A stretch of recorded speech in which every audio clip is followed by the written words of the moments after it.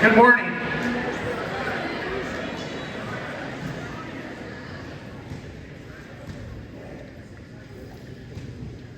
Welcome to the Kingsford High School, Kingsford Middle School Gymnasium for today's Veterans Day celebration. Please stand and remain standing for the presentation of colors by the Kingsford American Legion, Sons of American Legion Carpenter Class 636 Color Guard. And this will be followed by the singing of the national anthem by KHS Vocal Department, and that will also be followed by the Pledge of Allegiance.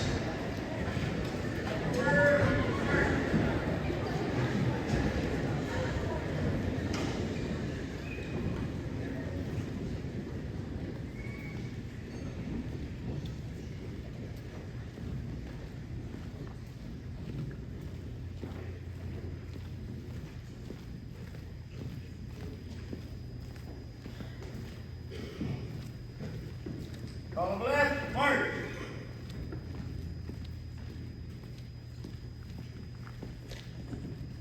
Squad, hold. Left, face.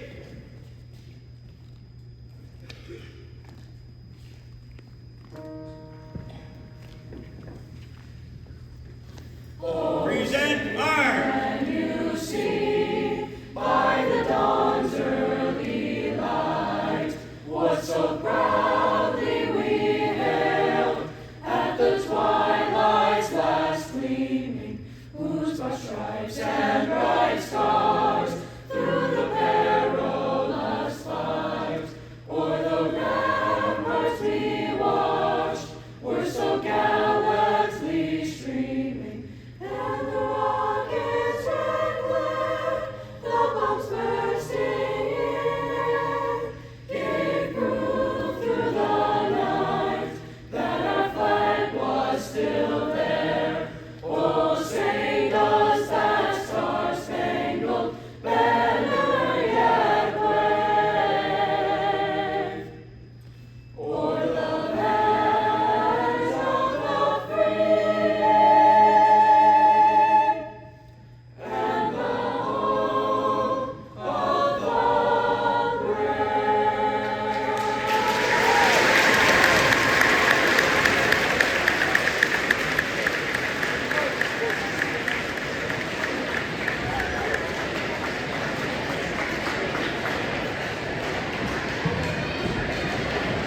Please remain standing for the Pledge of Allegiance. To lead us in the Pledge of Allegiance, President and Vice President Ben Trevelyan and Ali Sutton of the KHS Student Council. I pledge allegiance to the flag of the United States of America and to the republic for which it stands, one nation, under God, indivisible, with liberty and justice for all.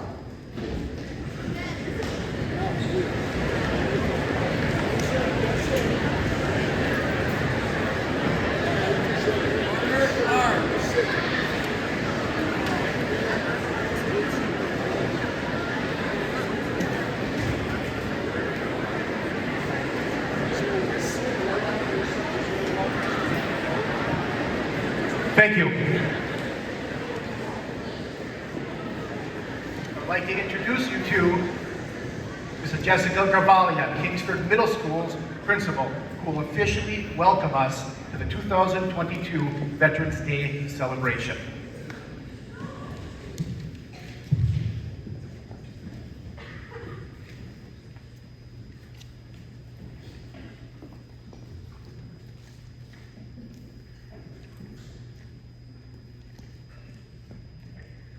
On the 11th hour of the 11th day of the 11th month, the fighting of World War I ended in 1918.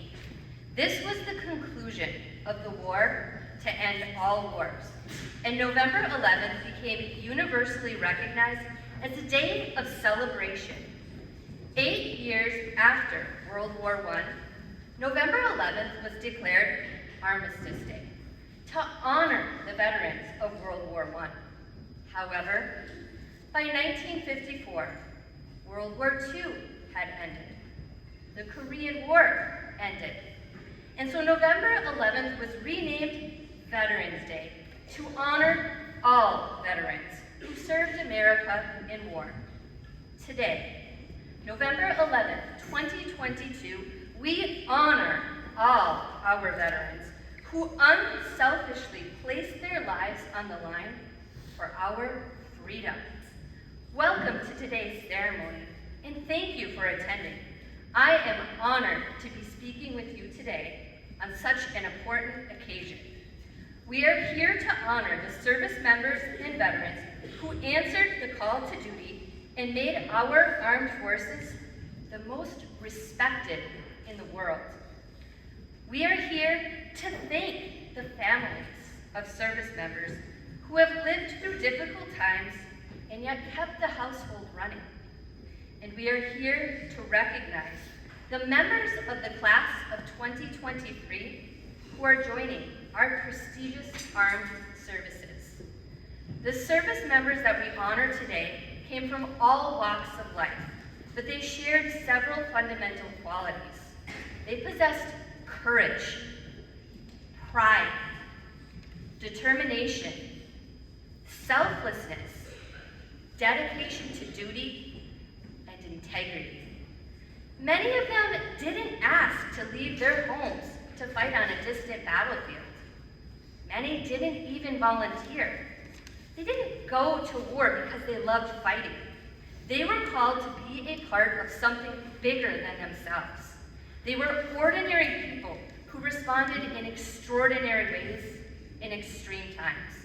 They rose to the nation's call because they wanted to protect a nation which has given us so much. They were called to protect America, our freedoms, our way of life. Today, people throughout the country will gather to remember, to honor, and to pay gratitude to those who have served our country. Our gathering is just one small spark in the flame of pride that burns across the nation today and every day. It's not a lot, but it's one small way we can honor those who have made the ultimate sacrifice so that we may live in freedom.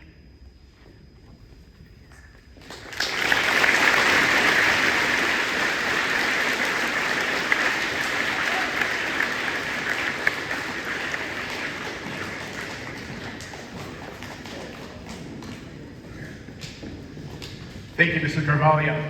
Now a musical selection by the Kingsford High School's very own concert chorale under the direction of Mr. Ben Shirk in the singing of American, the Dream Goes On.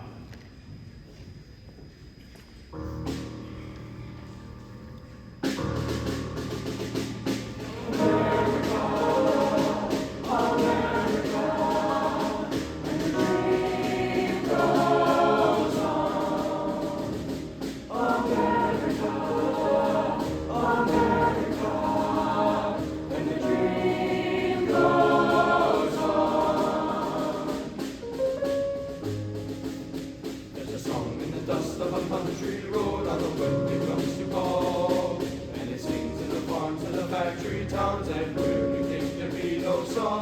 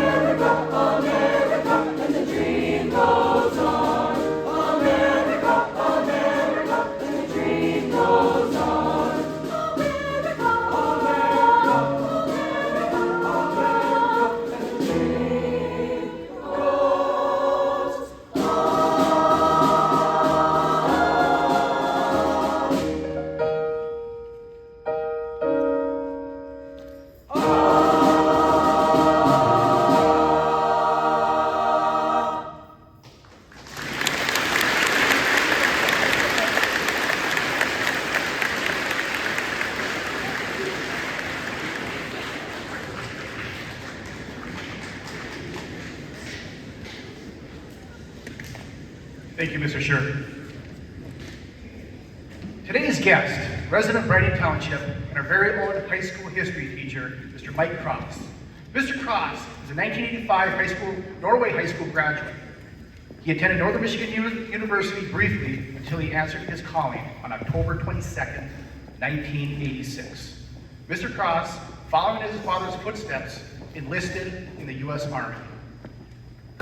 After basic training, Mr. Cross was stationed at Fort Drum in upstate New York and was assigned to the 10th Mountain Division.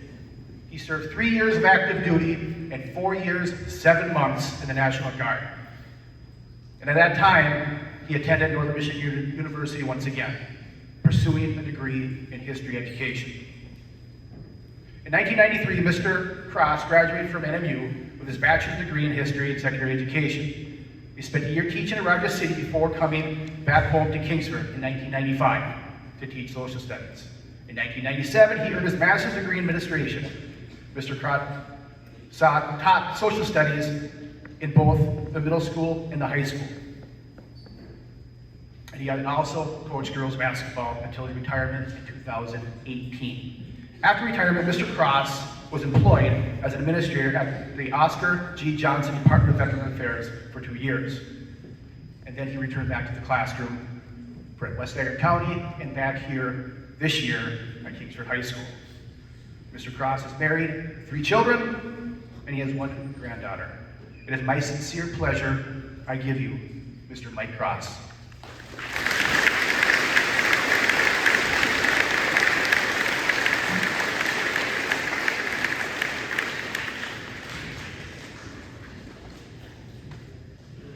Thank you, Mr. Ledbeck. Thank you for the opportunity to not only speak to the members of our student body and our community, but to the veterans who served to protect the United States of America. Veterans Day is celebrated on 11/11, the 11th day of the 11th month every year. It's on this day we recognize our military veterans that have taken an oath to support and defend the Constitution of the United States, regardless of whether it was in times of peace or war. It's truly a great tradition. But ask yourself this question: why do we not only recognize their sacrifice one day out of every year? Or better yet, do you do anything to celebrate our veterans and their families any other time of the year? The end of military service does not mean the fight is over. It just means there's a different battle being waged by both our veterans and their families. After retiring from teaching in 2018, I accepted a job at the Oscar G. Johnson VA Medical Center as an administrative officer of the day. I worked from midnight to noon, 3 to 4 days a week. Once a week, if not more, I'd receive a call in the middle of the night from a veteran on the verge of suicide. They're simply the worst calls to receive. They're gut-wrenching. Every call I received, I'd scramble to give each veteran the help they needed. It was a balancing act, talking someone off the ledge while at the same time trying to get help to their front door in the middle of the night. I'd go home after a shift, dreaming and praying to God they got the help they needed. 22 is a number I'd soon forget, but I think you all need to know it. 22 is a number of veterans we lose to suicide every day in the United States.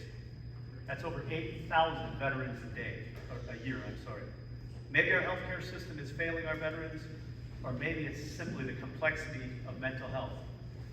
One thing is certain, as my colleagues, Mrs. Lemire, whose husband served 3 tours in Iraq and Afghanistan, stated, the person that leaves isn't the person that comes back.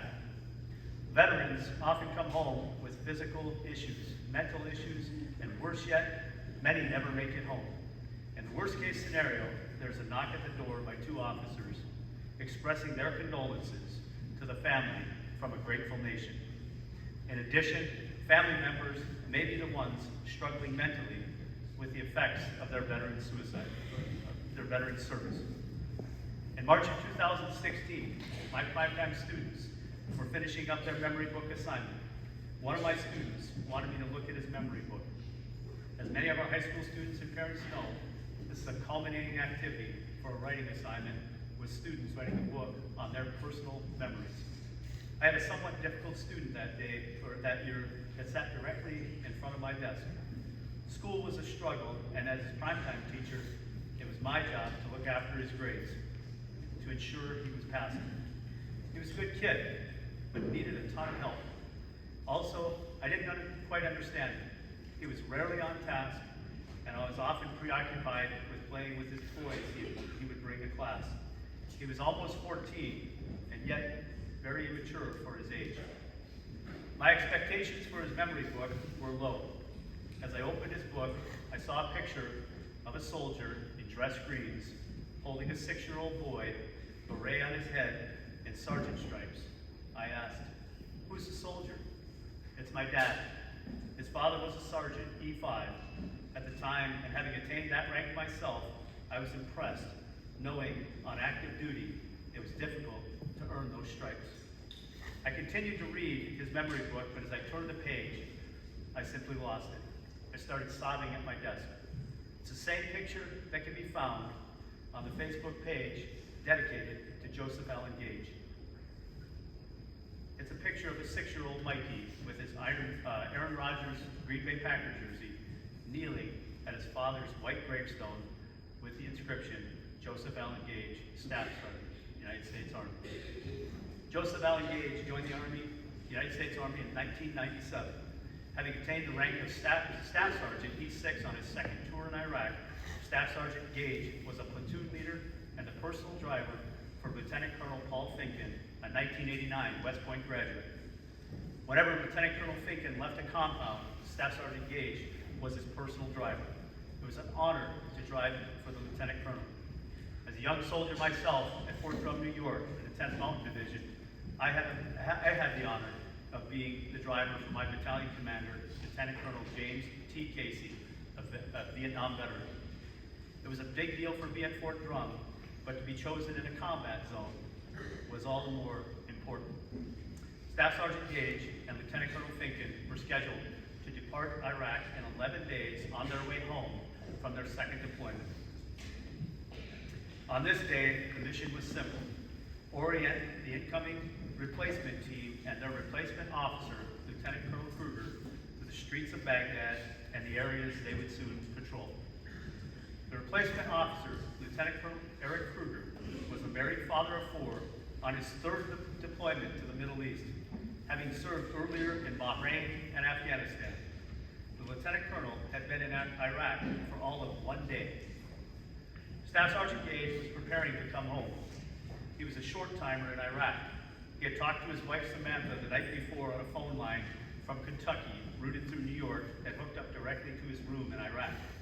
He would talk to Samantha as much as he could, and due to the time difference, would often ask Samantha to call at 9 p.m. Kentucky time to act as his wake-up call at 5 a.m. Baghdad time. In addition, the Army had set up internet webcams so they could FaceTime each other, but that was years before FaceTime even existed. Joe would often leave his camera on at night. Samantha found comfort knowing she could see him sleep and know he was safe.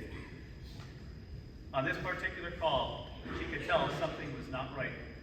Joseph Gage was too loving. He was being too nice.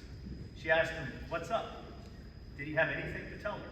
He danced around the question, avoiding an answer. She finally asked one question every wife eventually asks her husband at some point in their marriage: "What did you buy?" He stammered in disbelief. He fumbled his words, shocked as he attempted the answer. He had finally admitted to spending a ridiculous amount of money on a new computer. My God, did she know him. On the morning of November 2nd, 2006, Lieutenant Colonel Finken, Lieutenant Colonel Kruger, and their Iraqi interpreter set out with Staff Sergeant Gage, driving the lead vehicle in a 4-vehicle convoy, on a simple mission to introduce the incoming unit to the city of Baghdad and the area they would patrol. Samantha Gage saw a single Army officer at her front door. She was nervous, but thank God it was only one officer. 1 man injured, 2 men dead. She thought, at least he's alive. As the door opened, the second officer came into view. Samantha's world was rocked. According to the official record, partway through the patrol, an improvised explosive device ripped through the lead Humvee, and small arms fire could be heard as well. Staff Sergeant Gage, Lieutenant Colonel Paul Finken, and Lieutenant Colonel Eric Kruger, along with their Iraqi interpreter, were killed. Staff Sergeant Gage's remains arrived back home the day he was scheduled to leave Iraq. Samantha, along with Mikey, have spent years picking up the pieces to their shattered lives, but slowly, over time, have managed to build a new normal, a new life. It hasn't been easy, of course. For years, Mikey referred to any event in his past as having happened when I was 6. No matter how many years ago in his mind it was when I was 6. It's an age etched in his mind, in some ways, an age he may find himself still affected by. It's funny, I had never made the connection in my own life until talking to Samantha last Sunday evening. The inside joke about myself as a child was that everything happened yesterday on Blanche Drive. Our family only lived on Blanche Drive in Portsmouth, Virginia for a year. It was a year after we left for Germany and moved home as my father would be sent to his new duty station. Blanche Drive was where my mom, sister, my 2 brothers, and myself lived while my father spent the worst year of his life fighting a war in the jungles of Vietnam. After all these years, Samantha loves that someone would want to hear his story and understand the sacrifice her late husband made for his country. She has rebuilt her life and has been in a long-term relationship for years with her boyfriend Brian, who adores her late husband Joe and Sam's memories of him. Without the sacrifice of Joseph Allen Gage, Brian says he would never have the family he feels blessed to have now. Veterans understand and accept the risk to their lives, but their families can still be devastated in the aftermath of war for years to come. No matter the outcome for veterans, the families also sacrifice a great deal. The sacrifice that continues long after their loss. It's like bumping a scab, it's healed over, said Susie Schweber, mother of Clark Schweber. Something happens to rip open the wound, and it hurts and bleeds all over again. It never goes away. Her son's story is another that highlights the sacrifice of our veterans while showing the impact he had in life and death. Clark Schweber grew up in Michigan, graduating from high school in 1997. He was an exceptional athlete and an equally strong student. According to his friends from home and the military, he always had a smile on his face. He always had a smile on his face.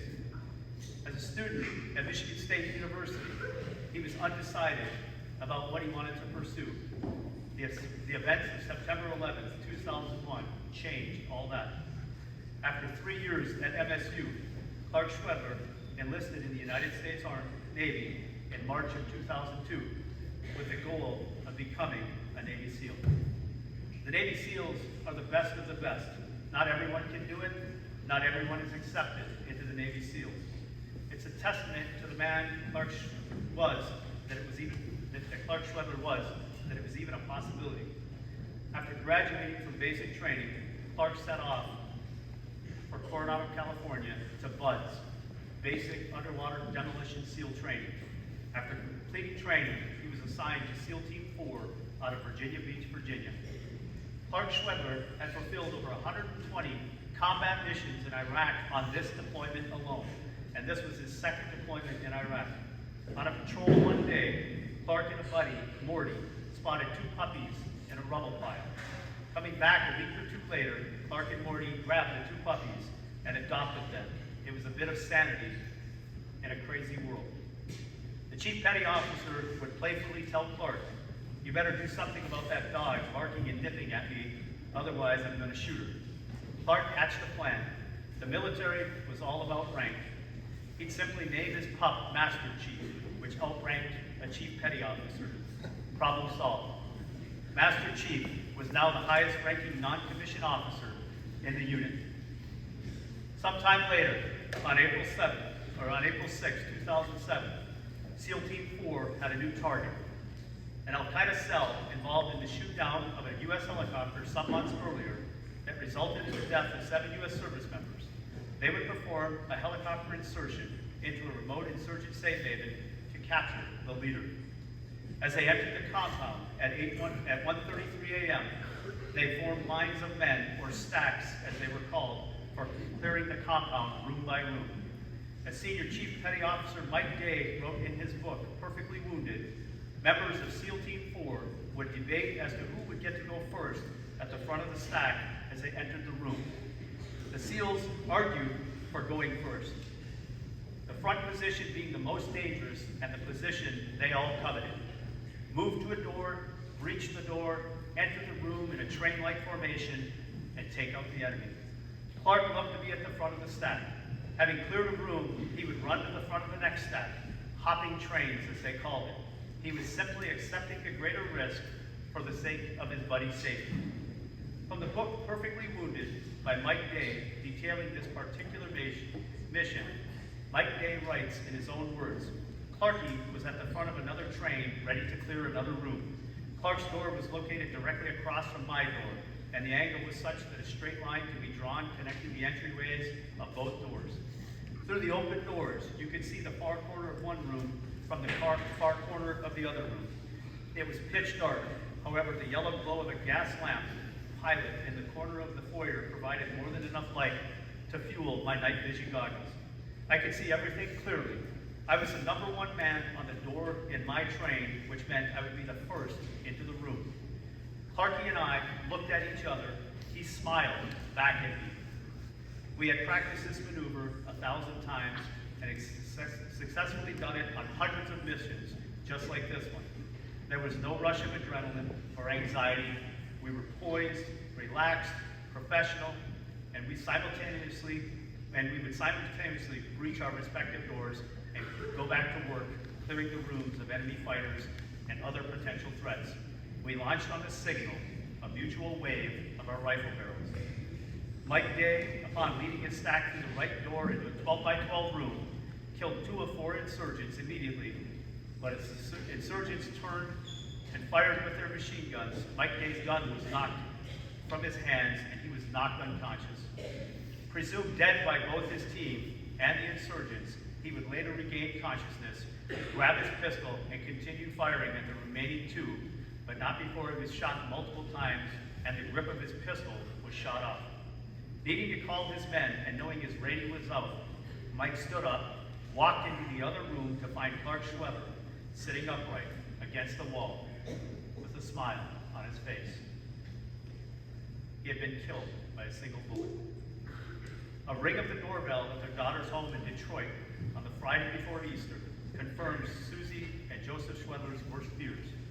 2 officers, one a chaplain with the Navy SEALs, had found the Schwebers to inform them their son had died in combat.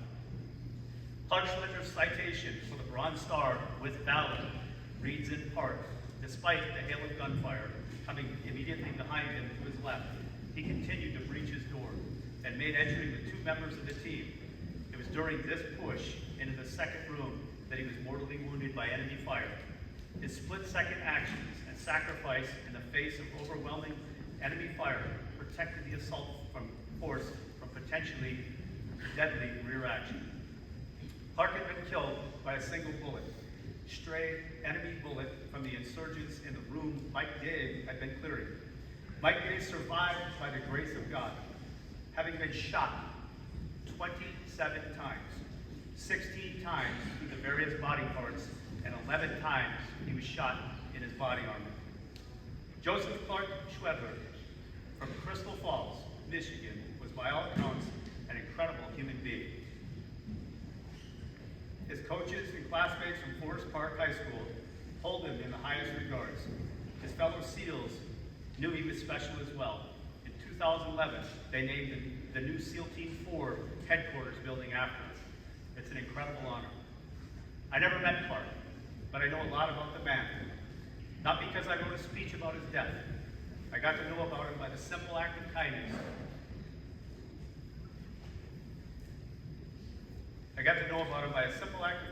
He showed a puppy called Master Chief.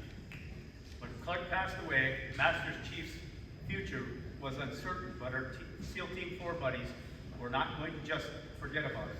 Having a pet was a no-no to begin with, but after contacting Clark's parents, they moved mountains to bring Master Chief to the United States. Commander of SEAL Team 4, Joe Price, took the problem of getting Master Chief to the States all the way to the commander of all forces in Iraq, General David Petraeus, who personally signed off on the plan for Master Chief to come home. Commander Joe Price felt he owed it to Schweber to get this pup back to Clark's family. Sadly, while still serving in Iraq in 2012, just days before Christmas, Joe Price became one of the 22 veterans who couldn't go on living. Just another number in this disturbing statistic of 22. I met Master Chief when she was at Happy Tail's kennel off Brighton Cutoff Road. My sister Terry Bartles and brother-in-law Tim Bartles were owners of the kennel and said they had someone they felt I should meet. Chief, as she was called, was a crabby old girl by the time I met her. She was 12 or 13 by then. She trusted no one except Clark's parents, my sister, my brother-in-law, and my wife Tina, who helped at the kennel part-time. Susie and Joe Schweber would bring Chief to the kennel when their grandkids would come up. They just didn't trust her anymore with young children. I was on a mission, though. I wanted to befriend Chief, make her feel safe, make her know that whatever scars she had from her early childhood, she was safe with me. I know my sister, brother-in-law, and wife felt the same way. My wife would clean her kennel and make sure to position Clark's army blanket so the name Schweber was folded perfectly to be read by anyone who walked by. Chief ruled the roost, but she loved her treats, and eventually she warmed to me. I'd go to the kennel and sit and play with her in the kennel or outside on the dog run. Whenever I'd get a text, Chief is here, I'd take a ride. I'd take her treats and play with her. Hair everywhere. I'd never seen a worse shedding dog. I hate dog hair. But for whatever reason, not hers. Chief was a shepherd breed. Susie Schweber said when they went to camp, she'd sit on the highest hill and watch the trails to ensure everyone was safe. How appropriate. The gift from the son. The gift of a canine version of a Navy SEAL. A protector. Someone to watch over all of them. About a year ago, too old to move and really live as she could, Joseph and Susie Schweber made an incredibly tough decision. Chief was brought to the vet and laid to rest. Joe Schweber couldn't bear to go in. Susie went in and held Chief as she was laid to rest. They spread her ashes in her favorite place, the same place they spread Clark's ashes, throughout the trails at camp. She would play again with Clark. When I think of our veterans, I realize each have a story. Many of our veterans are dealing with issues we cannot see. Many of our veterans may need help. Often, our veterans just need your love and understanding. Of course, their families may need that too. The impact veterans have on everyone is constant and can be felt more than just one day a year. It's hard to know what anyone is dealing with on a daily basis, whether they are veterans or not. Show people grace when dealing with them. Who knows? They may be a child of a veteran, a mother of a veteran, a sister or a brother of a veteran, or the father of a veteran. Once in a while, you may even find the need to be kind to the Master Chief of a veteran. Thank you.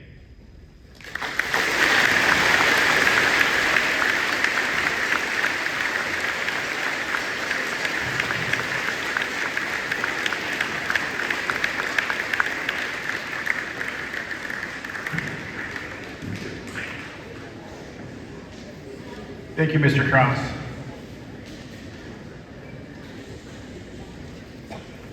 We'll now have a performance by the Kingsford High School Instrumental Department under the direction of Mr. Jacob Barnby and Mr. Martin Rose. They'll be performing Let Freedom Ring by Ryan Hill.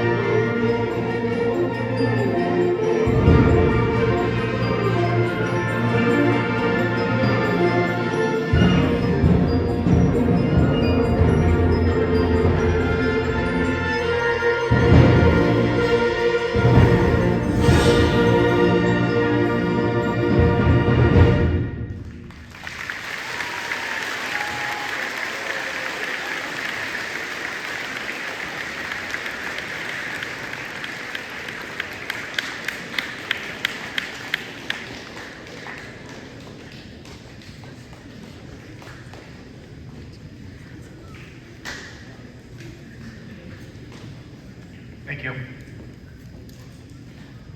At this time, please stand as we remember and honor those who had made the ultimate sacrifice for our freedom as the KHS Instrumental Department plays taps.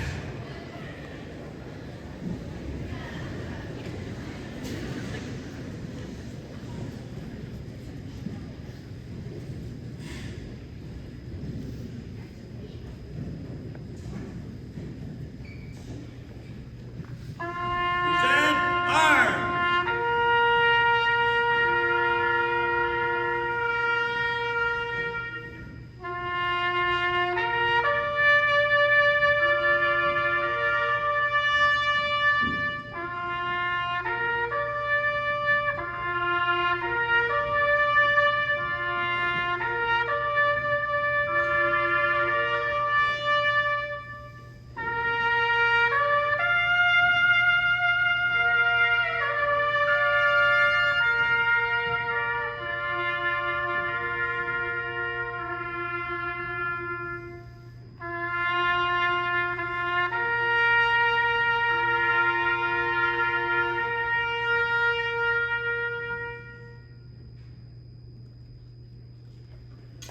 Order arms.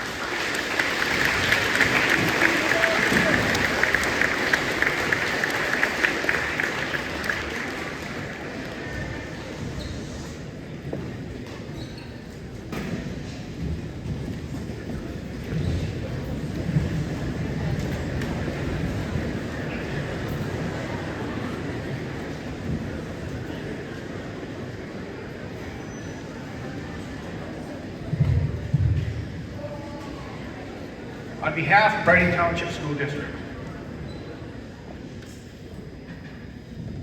I want to offer a sincere thank you to Mr. Mike Cross for his service and his words today.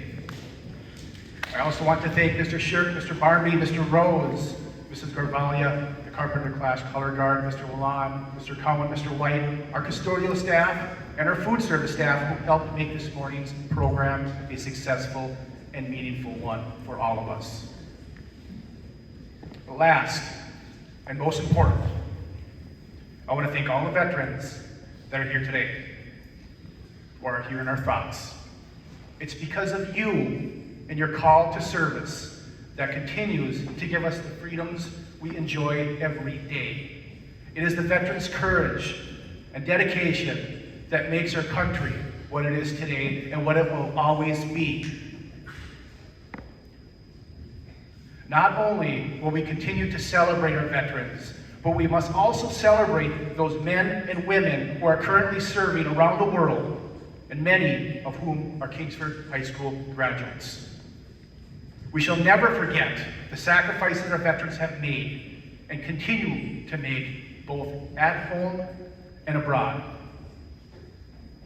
I would like to give a special recognition to all of our KHS seniors who have answered the call to service and will enlist in the military after high school. Please stand and be recognized.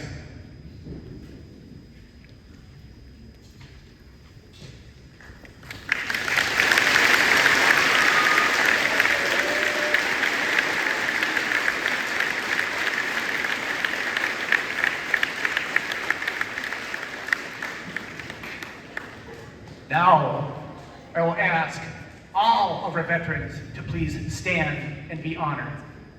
Color guard up.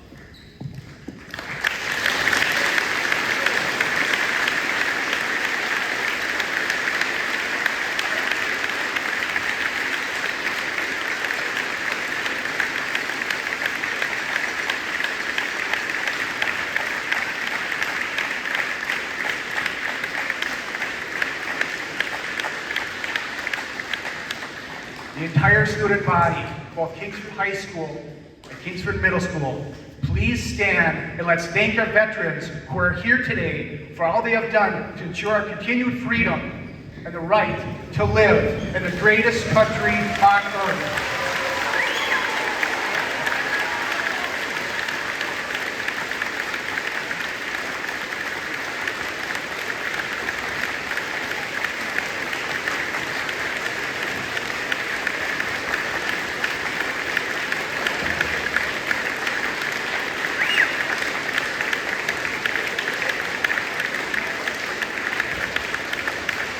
Veterans,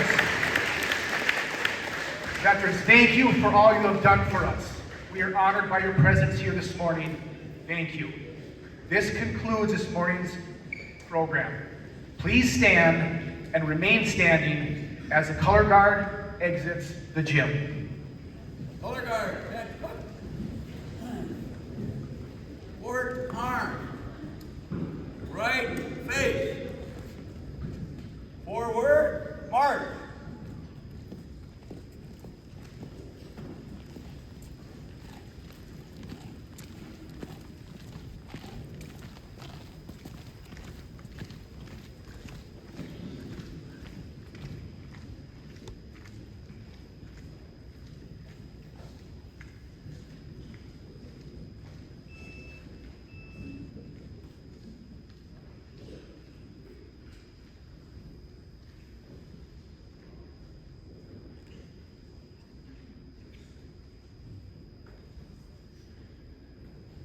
A reminder to veterans here in the audience, we'll have a social to follow. Students, you may return to your second hour class.